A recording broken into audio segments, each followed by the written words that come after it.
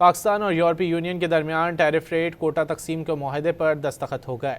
इस हवाले से यूरोपियन कमीशन में तकरीब मुनक्किद हुई। इस दौरान पाकिस्तान और यूरोपीय यूनियन ने टैरिफ रेट कोटा की तकसीम के मुआहदे पर दस्तखत किए।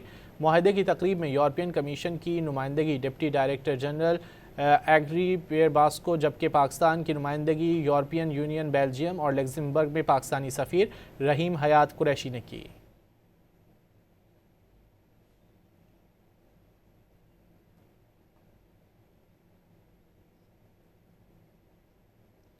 पाकिस्तान और यूरोपीय यूनियन के दरमियान टैरिफ रेट कोटा तकसीम के मुआहदे पर दस्तखत हो गए। इस हवाले से यूरोपियन कमीशन में तकरीब मुनक्किद हुई। इस दौरान पाकिस्तान और यूरोपीय यूनियन ने टैरिफ रेट कोटा की तकसीम के मुआहदे पर दस्तखत किए।